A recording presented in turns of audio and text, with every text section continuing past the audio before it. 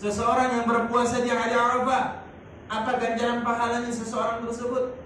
Maka Allah Subhanahu wa taala akan mengampuni dosa 1 tahun ke depan dan 1 tahun lagi 1 tahun ke depan, 1 tahun ke belakang.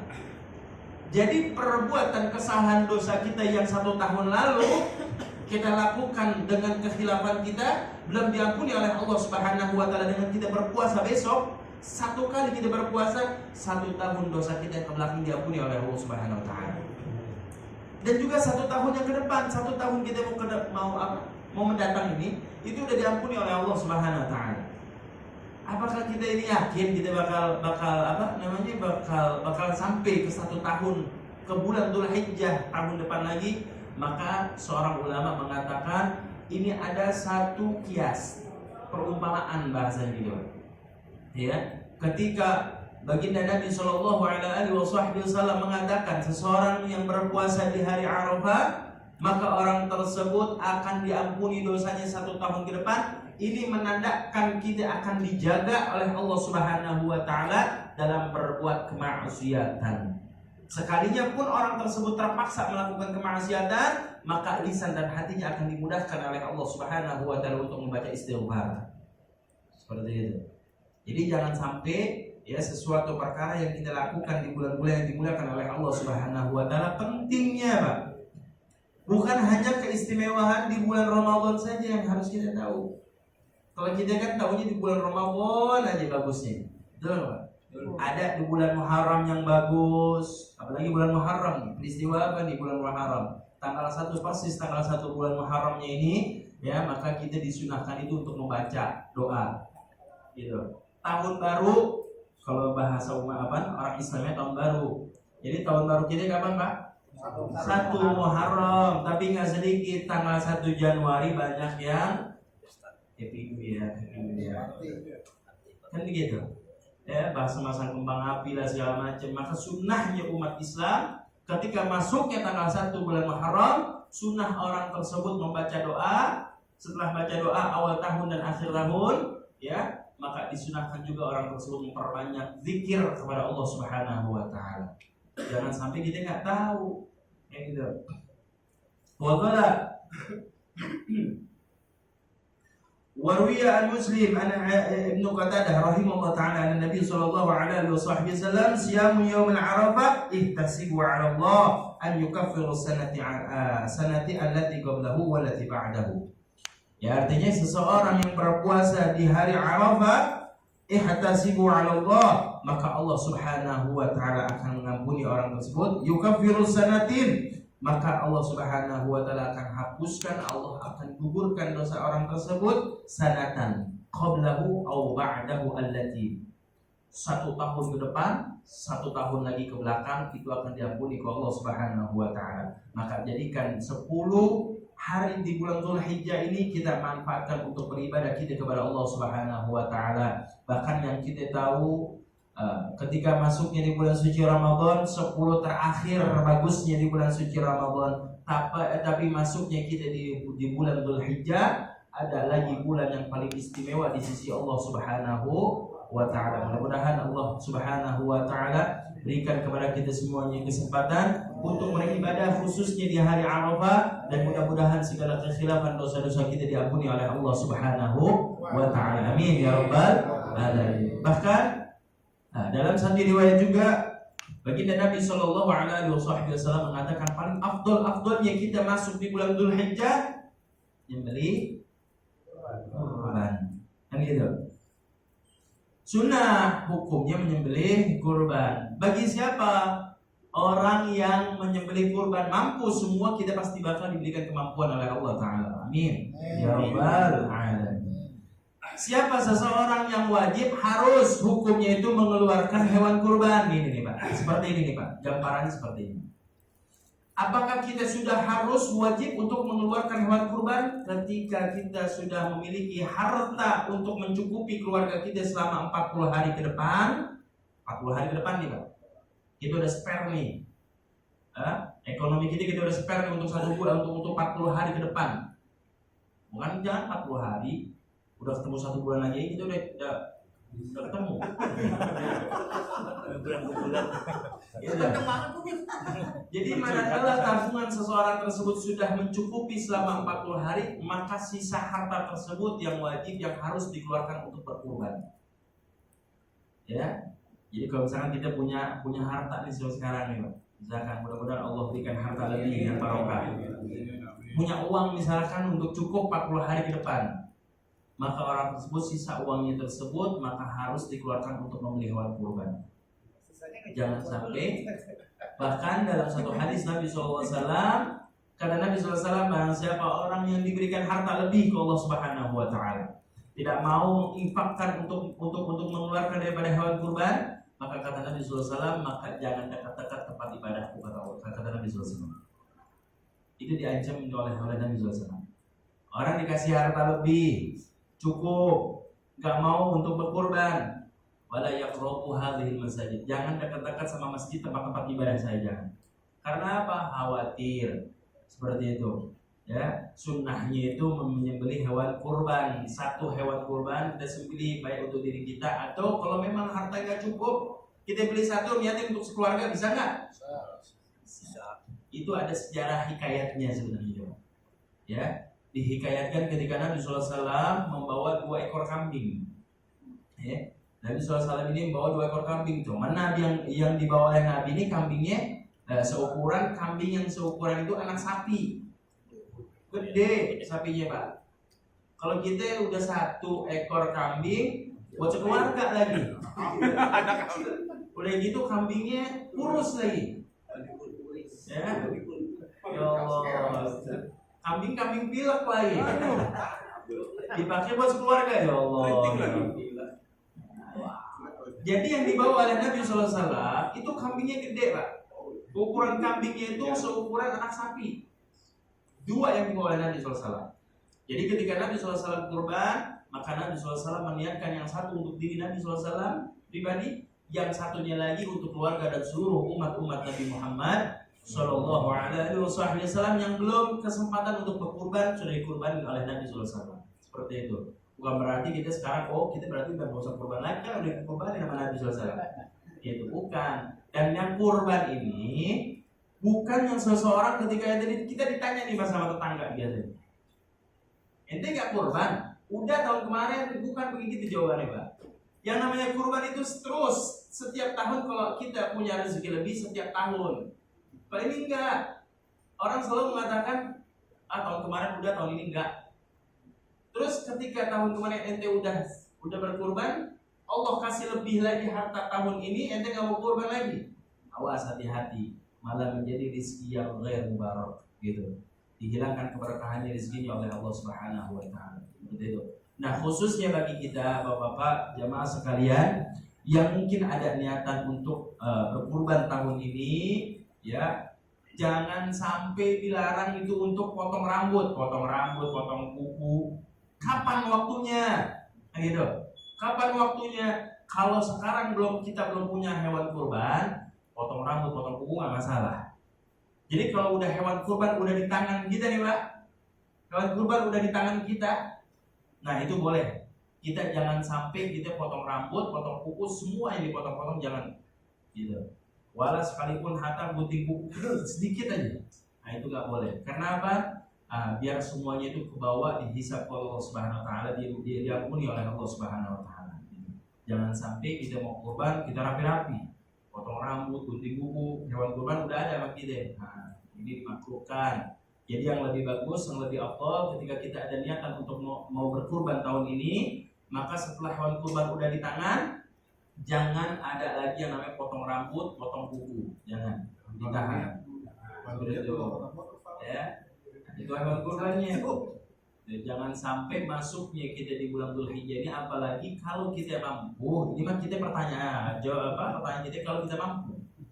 Persoalannya kalau kita mampu, sok enggak, silakan potong sendiri hewan kurbannya. Jangan sampai kita memaksakan kita motong sendiri yang jadinya malah jadi haram. Motong hewan kurban kita memaksakan untuk motong sendiri malah timbulnya jadi haram.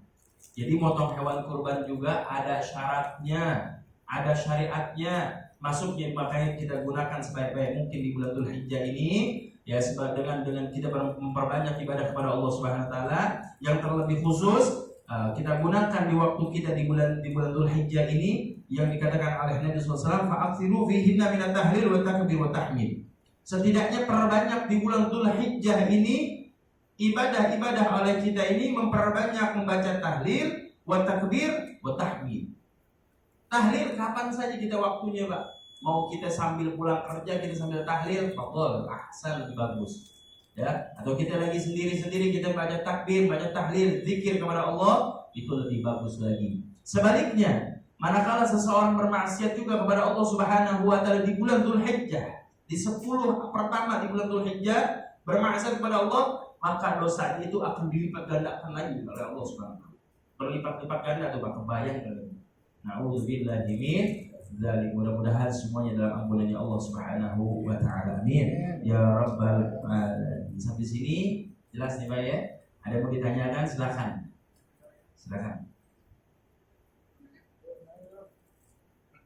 Ustaz, saya mau tanya, kalau Arafah itu lebih ke cerita apanya sih, Ustaz?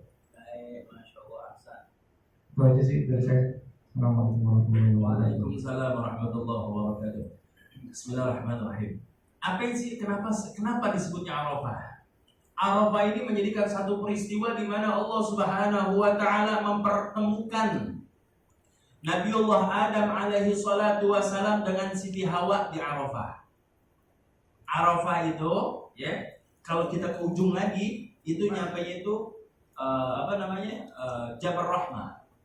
Jadi Arafah, setelah di Arafah baru Jabal Rahmah. Pertemuan di mana Allah Subhanahu wa taala mempertemukan Nabi Adam dengan Siti Hawa selama 200 tahun dipisahkan oleh Allah taala, maka Arafah di tempatnya.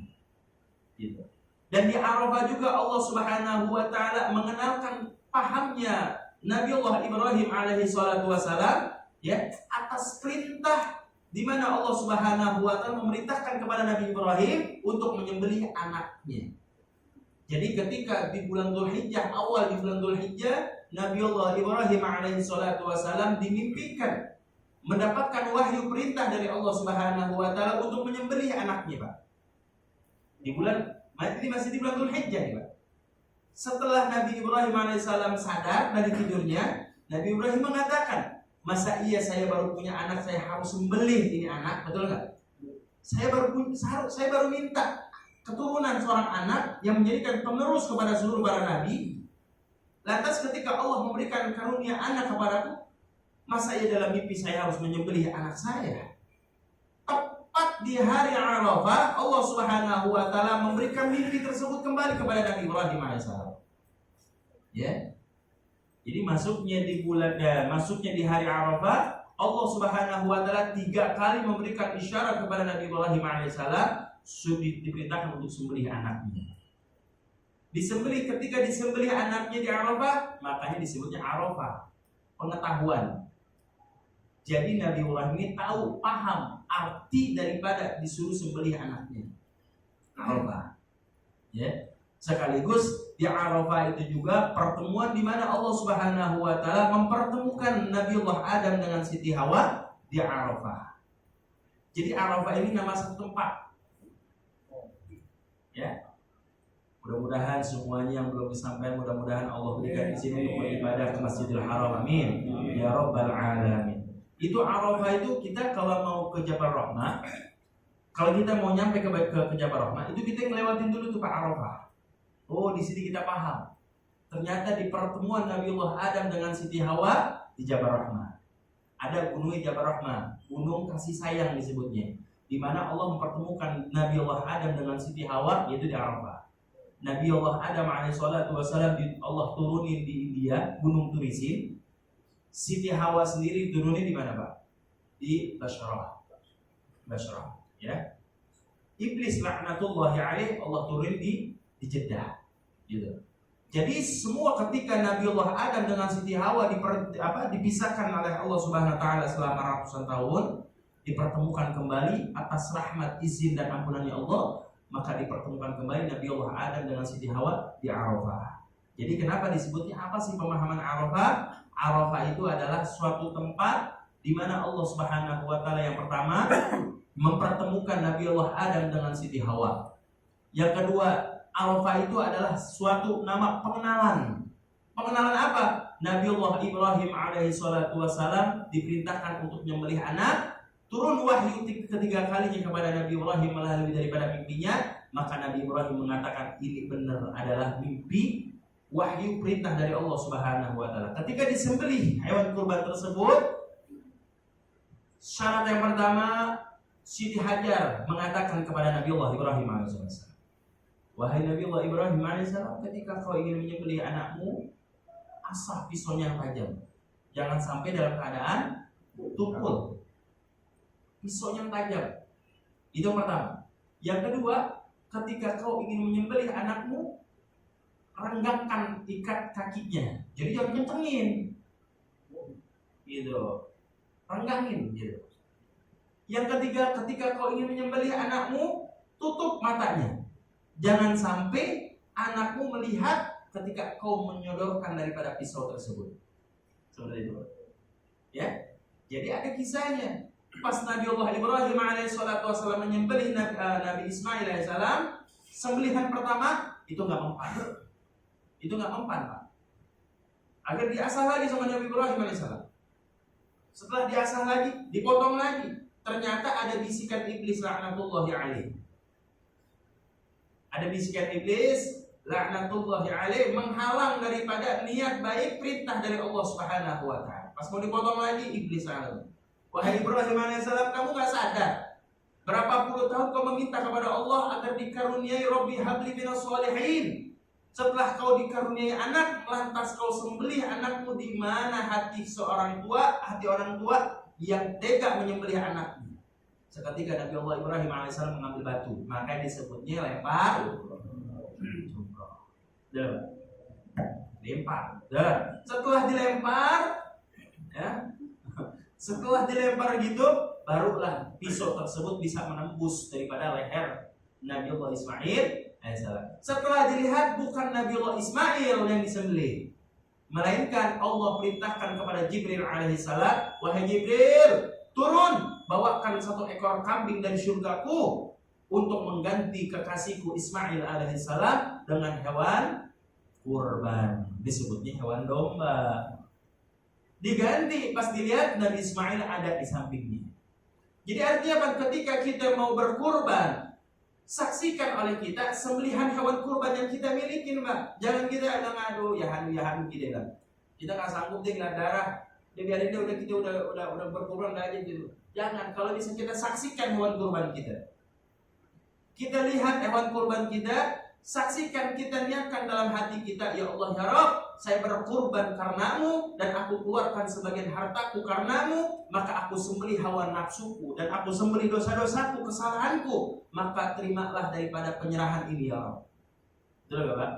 Nabi Allah Ibrahim alaihi salatu wasallam mendekatkan diri kepada Allah melalui pengorbanan seorang anaknya. Lantas kita ingin mendekatkan diri kepada Allah melalui apa kita mendekatkan diri kepada Allah? Maka jangan kau berbangga ketika Allah memberikan harta lebih olehmu, kau mengatakan ini rezeki anak soleh. Kalau engkau mengatakan itu rezeki anak soleh, maka keluarkan hartamu untuk berkurban di tahun ini. Betul tak kan ya Pak? Alhamdulillah rezeki anak soleh. Dia bilang mau kurban gak? Atau ada kambing murah berapa 4,5 juta? Mahal lah.